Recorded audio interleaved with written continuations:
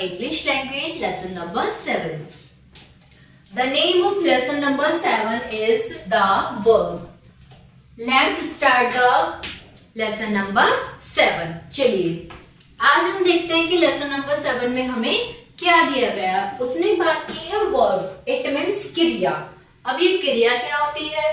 प्यारे बच्चों, जो हमारा दैनिक जीवन होता है एट प्रेजेंट, हम चलते हैं, बोलते हैं, खाते हैं, पीते हैं, हंसते हैं, उठते हैं, बैठते हैं, ये सभी क्या है? हमारी क्रिया यानी कि वर्ब्स हैं। तो ये जो वर्ब हमें दी गई हैं इन्होंने उसी के बारे में हमें बताया है। तो चलिए हम स्टार्ट करते हैं। सबसे पहले हम डेफिनेशन को ही पढ़ेंगे, क्योंकि अगर हम सबसे पहले डेफिनेशन यानी कि परिभाषा को नहीं पढ़ेंगे तो हमें नहीं पता चलेगा कि वर्ब क्या होता है। चलिए पढ़ते हैं। वर्ब इट मीन्स क्रिया। Definition of verb: the word which denotes an action or state of being of a person, place or thing is called verb.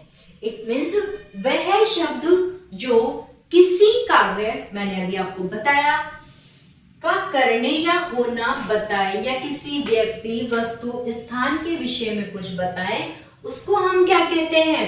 उसको हम क्रिया कहते हैं। चलिए बात करते हैं एग्जाम्पल की। नंबर 1 इज ही रन्स, वह दौड़ता है। दे प्ले, वे खेलते हैं। शी इज सिंगिंग, वह गा रही है। तो प्यारे बच्चों, आप एक बात का ध्यान रखें, जब हम क्रिया की बात कर रहे हैं तो हम ऑब्वियसली क्रिया को ही पढ़ेंगे। ठीक है। अब आपने यहाँ देखा रन, क्या क्रिया हो रही है? दौड़ना। क्या क्रिया हो रही है? खेलना। क्या क्रिया हो रही है? गाना। इट मीन्स गाना, गाना गाना।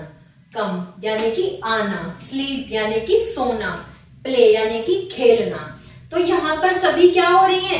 क्रिया हो रही है। सबके द्वारा अलग अलग तरह की क्रिया की जा रही है। कोई खेल रहा है, कोई दौड़ रहा है, कोई सो रहा है, कोई उठ रहा है, कोई बैठ रहा है, कोई खा रहा है, कोई आ रहा है, कोई जा रहा है। ये सभी क्या है? हमारी वर्ब्स, इट मीन्स क्रियाएं हैं।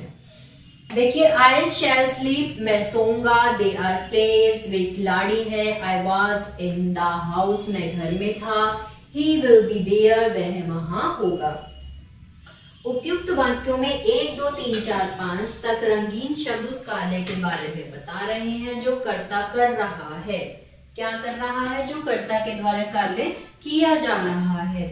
तथा वाक्य 6, 7, 8, कौन सा? वाक्य 6, 7, 8 में छिपे रंगीन शब्द, इन्होंने कोई रंगीन शब्द नहीं दिए हैं प्यारे बच्चों, तो आप इसकी इस भाषा पर ना जाएं कि छिपे रंगीन शब्द। बस आप ये देखें कि 6, 7, 8 में शब्द किसी व्यक्ति, किसके बारे में बता रहे हैं? व्यक्ति के बारे में, स्थान, वस्तु के बारे में बताते हैं। अतः ये वर्ब है। प्रत्येक वाक्य सेंटेंस में वर्ब का स्थान बहुत महत्वपूर्ण होता है। वर्ब के अभाव में वाक्य नहीं बनाया जा सकता। अब हम पढ़ेंगे काइंड्स ऑफ वर्ब यानी कि क्रिया के प्रकार। अभी क्रिया के प्रकार क्या है, क्रिया कितनी प्रकार की होती है, अब हम उसके बारे में पढ़ेंगे। चलिए, मेन वर्ब। सबसे पहले हम बात करते हैं मेन वर्ब की। इट मीन्स मुख्य क्रिया। ऐसे वर्ब जो कार्य के होने या कराने के विषय में बताए मेन वर्ब यानी कि मुख्य क्रिया कहलाते हैं। ये 3 प्रकार के होते हैं।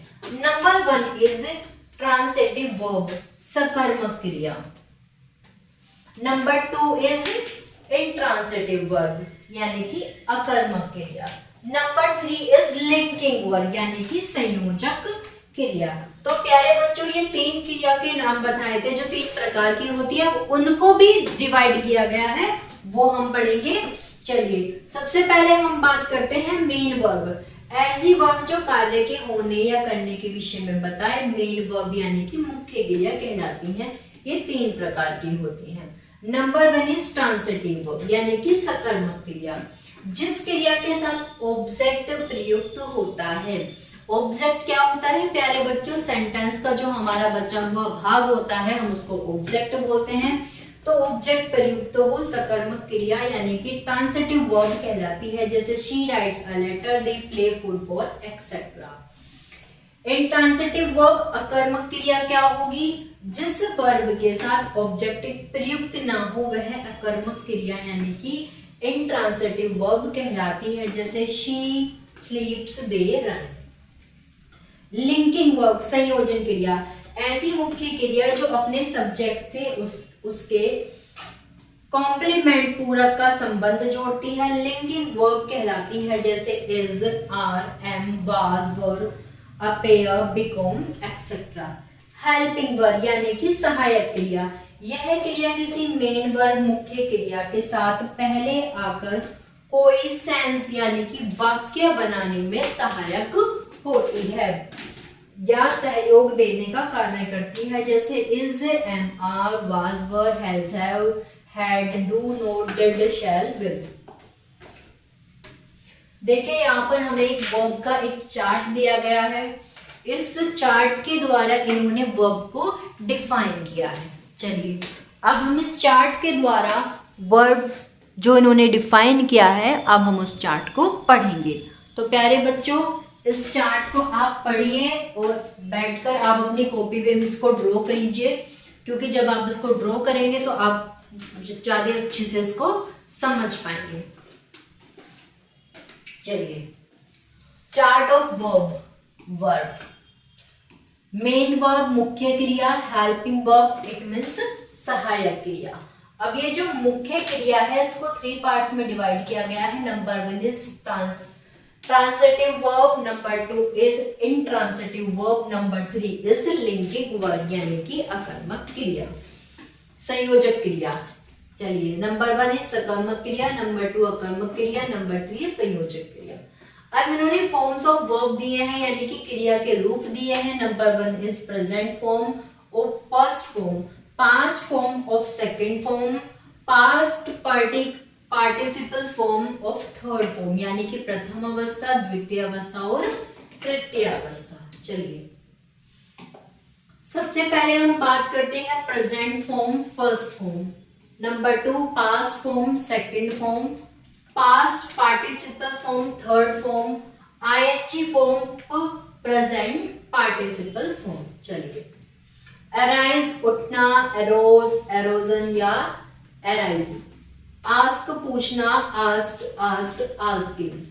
बियर सहन करना, बोर, बोर्न, बेयरिंग। बीट पीटना, बीट, बीटन, बीटिंग। बिकेम होना, बिकेम, बिकेम, बिकमिंग। ब्लो हवा चलना, ब्लो, ब्लोन, ब्लोविंग। ब्रेक तोड़ना, ब्रेक, ब्रोकन, ब्रोकिंग। बाय खरीदना, बॉट, बॉट, बाइंग। कैच पकड़ना, कैच, कैच, कैचिंग। कम आना, कम, कम, कमिंग। डू करना, did, done, doing. Draw खींचना, drew, drawn, drawing. Drink पीना, drunk, drunk, drinking. Eat खाना, ate, eaten, eating. Fall गिरना, fall, fallen, falling. प्यारे बच्चों देखिए, मैं आपसे बार बार यही बात बोल रही हूँ, आप इनको लिखिए, इनको पढ़िए और उसके बाद आप लर्न कीजिए। जब तक आप अपना ये चार्ट अपनी कॉपी में ड्रॉ नहीं करेंगे तब तक आप इनको लर्न नहीं कर पाएंगे, और जब तक आप इन्हें लर्न नहीं कर पाएंगे तब तक आप अपनी इंग्लिश लैंग्वेज पर कमांड नहीं कर पाएंगे, क्योंकि आप आने वाले सेंटेंसेस पढ़ेंगे, उसमें आपको बहुत इंपॉर्टेंट होगा कि सेकंड फॉर्म क्या यूज होगी, फर्स्ट फॉर्म में क्या यूज करते हैं, आईएनजी फॉर्म में इसका क्या होगा, ऐसे ही हमारी डिग्री होती है। तो प्यारे बच्चों, इन्हें ध्यान से पढ़ें, अपनी कॉपी में लिखें, बार बार अपने मुंह से मेरे साथ बोलकर रिपीट करें। फीड खिलाना, फीड, फीड, फीडिंग। फ्लाई उड़ना, फ्लू, फ्लूअन, फ्लाइंग। फ्रीज जमाना, फ्रोज, फ्रोजन, फ्रीजिंग। फील महसूस करना, फेल्ट, फेल्ट, फीलिंग। गेट पाना, गोट, गोट, गोटन, गेटिंग। गो जाना, वेंट, गोन, गोइंग। गिव देना, गिव, गिवन, गिविंग। ग्रो उगना, ग्रो ग्रोवन, ग्रोविंग। हियर सुनना, हियर्ड हियर्ड, हियरिंग। हाइड छिपना, हेड हेड, हेडिंग। नो जानना, नो नाउन, नोइंग। लर्न याद करना, लर्न लर्न, लर्निंग। लुक देखना, लुक्ड लुक्ड, लुकिंग।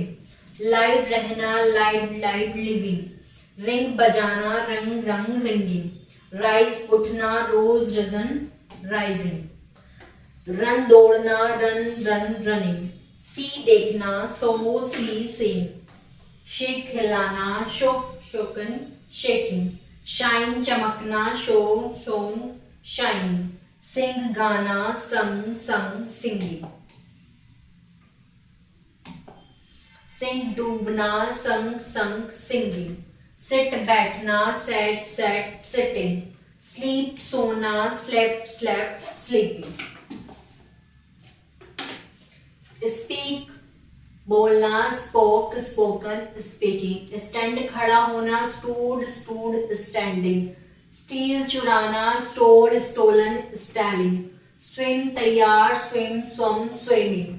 टीयर फाड़ना, tore torn, tearing. Throw फेंकना, threw thrown, throwing. Teach पढ़ाना, taught taught, teaching. Wake जागना, woke woken, waking.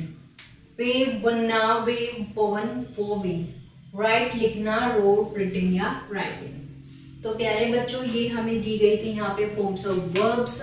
आपको ये पढ़नी है, याद करनी है और अपने कॉपी में आपको इन्हें बार बार लिखना है। अब हम पढ़ेंगे फॉर्म्स ऑफ टेंस यानी कि कालों के रूप। अंग्रेजी भाषा में और हिंदी भाषा में मुख्य रूप से टेंस 3 प्रकार के होते हैं। टेंस को कितने प्रकार का बताया गया है?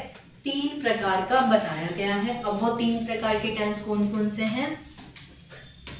प्रेजेंट टेंस, पास्ट टेंस तथा फ्यूचर टेंस।